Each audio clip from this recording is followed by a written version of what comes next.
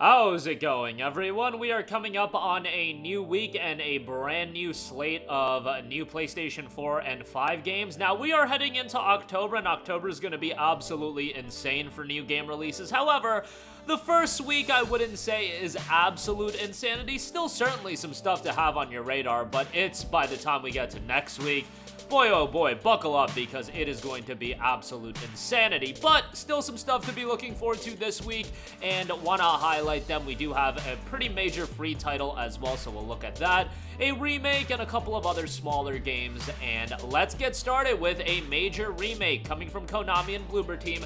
Technically, it isn't officially out until next week. You guys probably already know where I'm going with this, but Silent Hill 2, the remake, is officially out on October the 8th. However, if you do buy the digital deluxe edition, you will get the advanced access to the game 2 days ahead of its original release, or official release, I should say, of October 8th. You'll play it on October 6th, so, you know, it does make it by the end of the week, so take that for however you will. I'm not the biggest Silent Hill fan, not that I have anything against it, I just wasn't growing up playing the Silent Hill titles. By the time I got into horror games, this is a super casual horror game player origin story. It was with Resident Evil 4. I think people will say, bro, that's not even really a horror game. Whatever you want to say, Silent Hill wasn't a franchise that I experienced growing up. However, I do know that a lot of people have an affinity, an attachment towards it, and it's great to see the franchise come back. And more than anything, it's great to see Konami actually put some emphasis on these amazing IPs that they have under their umbrella. Now, the initial footage of Silent Hill 2, I gotta say, looked a little rough. I ain't gonna lie to you guys, that initial gameplay had me like, God, this is the game that people are super excited about? However, Bloober Team's more recent footage of the game, seeing the game fully in action, I'm like, alright, now we're cooking, and now it looks like we got a really solid horror game here with Silent Hill 2, the remake. The visuals look stunning. I'm really curious to see how it's gonna perform on PlayStation 5, because those PC system requirements are looking pretty beefy for what they're noting. And as far as the game itself, no loading screens, more open levels, more exploration to be had, refined combat, a new camera angle. Just seems like it's gonna be a horror game that's incredibly immersive as well. If you buy the digital deluxe edition, you'll also get some digital content that, let's be real, ain't anything to really write home about. You're paying for that early access, quote-unquote early access. But October 6th is the early access for Silent Hill 2. If you can stomach waiting the additional 2 days, the regular release will be happening on October 8th for those of you that dare to spend only $70. Next up, we got a major free MMORPG coming from NCSoft as well as Amazon. That is Throne and Liberty. Now, this is a game that is available right now if you spend the $40, I believe it is. Yes, $40 for the early access bundle. You get some in-game items. You guys get how it works, the Founders Pack, whatever you want to call it.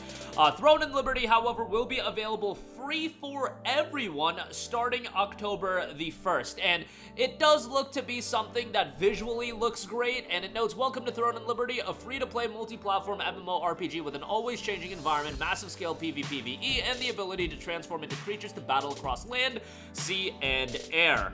If you want to check it out, it'll be available totally free. Maybe jump in with some friends, and it'll be out October the 1st. Next up, we have Ballistic Moon taking the helm of upgrading a relatively notable game from early on in the PlayStation 4 life, done by Supermassive. It is Until Dawn, rebuilt and enhanced for PlayStation 5 and PC this time around.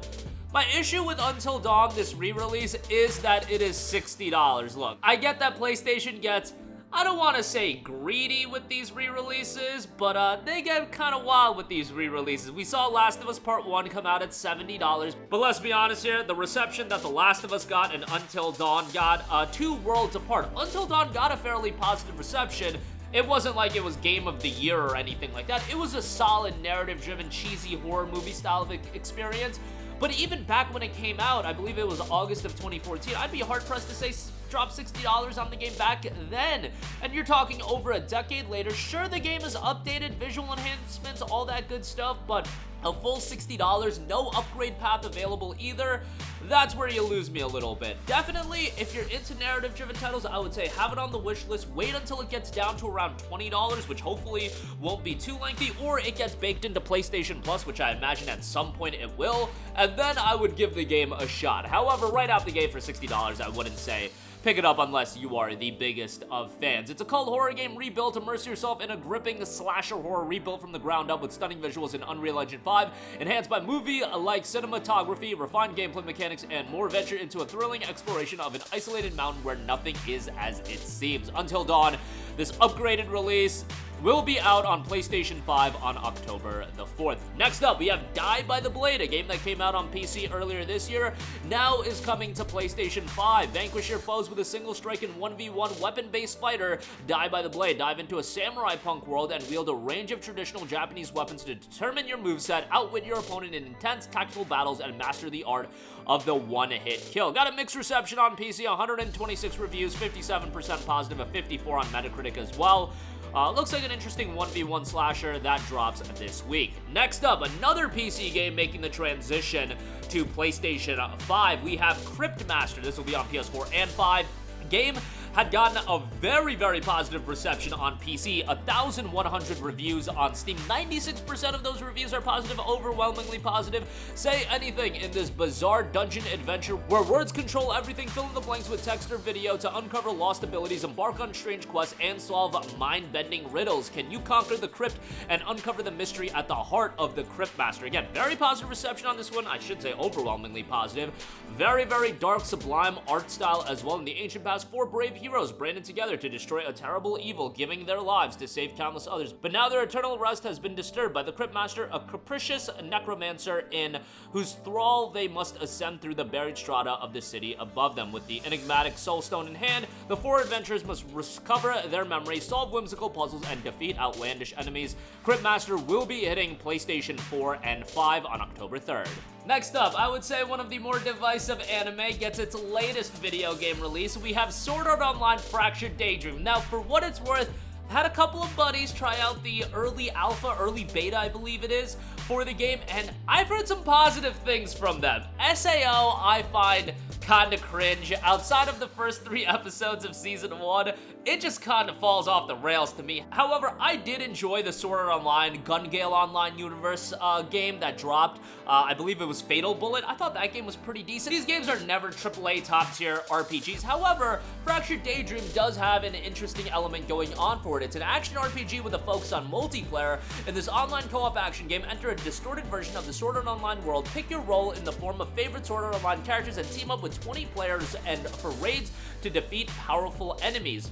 The game itself, you know, I have my expectations in check. I'm not expecting something completely blow away, but it does have some pretty slick visuals. It does feature some fast-paced action battles, and if you're a fan of SAO, I'm sure you're gonna enjoy it. Sword Art Online Fractured Daydream is out on October 3rd. Next up, here's a major release, to me at least. Maybe not to everybody, but to me. Spike Chunsoft is bringing forth Master Detective Archives Raincoat Plus, the enhanced release now available on a plethora of new platforms, including PS4 and 5. Enjoy a brand new dark fantasy detective action game from the minds behind the Danganronpa series. If you know me, you know I love me some Danganronpa. Playing Danganronpa on PlayStation Vita back in like 2014 was such an insane experience, given that I had no idea what I was getting myself into, and I absolutely adored that game. And with Master Detective, you can totally see the Danganronpa aesthetics shine through as far as character designs are concerned, but different in terms of gameplay style. City of Rain is gripped by innumerable unsolved mysteries under the complete control of a mega corporation. Master Detectives from around the world, each possessing unique powers, must rise to the challenge of uncovering the truth. With Shinigami by his side, Yuma joins the investigation as a trainee of the detective agency. Expect an enthralling, engaging narrative adventure here. Master Detective Archives Raincoat Plus drops on October 1st. Next up, we have Kill Knight. If you're looking for an over-the-top action game, this is one to have on your radar. Kill Knight is an ultra-responsive, arcade-inspired isometric action shooter condemned to eternal sufferance. Deep within the voids of an eldritch arena, you must wield an arsenal of devastating weaponry to obliterate swarms of otherworldly horrors and master the demon within. Some of the visuals in the game look great in terms of the blood splatter, in terms of the over-the-top action gameplay. That looks fantastic. Definitely a little bit visceral, but looks great. Kill Knight drops on October 2nd. Next up, we do have Predator Hunting Grounds on PlayStation 5. We are getting an upgrade on Predator Hunting Grounds, and it will be launching digitally on October the 1st. It will be getting a physical release in November, but an enhanced version of Predator Hunting Grounds. Now on PlayStation 5, the game initially dropped back in April of of 2021. The game has been enhanced for modern platforms, and Hunter be hunted in this asymmetrical multiplayer shooter that pits man against predator as part of a fire team. Complete missions before the predator finds you, or be the predator and hunt your prey. Predator Hunting Grounds on PS5 drops October 1st. And then lastly, gotta give a shout to SpongeBob SquarePants, the Patrick Star game. Patrick Star is getting his own video game, and SpongeBob the video games have been a little bit more in the limelight after the success of Battle for Bikini Bottom Rehydrated, Cosmic Shape. Now we have the Patrick Star game. Step into Patrick's shorts and create hilarious physics-based mayhem as you make the open world of Bikini Bottom your playground. Seems to be more of a no-nonsense open world game where you could just go absolutely insane. Patrick fans, your time has come, and Bikini Bottom is your open world playground, so become the star of the show. Put your silliest ideas into action and enjoy the physics-based chaos that unfolds around you. Fun with physics from the Krusty Krab to Glove World. The SpongeBob universe is yours to goof off in, iconic styles as well, and everyone is here. Squidward, SpongeBob, Sandy, Plankton, and more. SpongeBob SquarePants, the Patrick Star game drops on October 4th. And that is going to do it for me. Again, while we're not quite into the heart of October with the billion game release, still some quality stuff this week. Silent Hill 2 if you want to drop the additional $10. Throne and Liberty as a free title. Die by the Blade. SpongeBob SquarePants, the Patrick Star game. Sword Online, that game does look alright, and Until Dawn, wouldn't be dropping $60 on it, but down the line might be something worthwhile to check out and keep it on the wish list for now. That's gonna do it for me. Sound off with all of your thoughts in the comments section down below. Thank you for watching, and goodbye.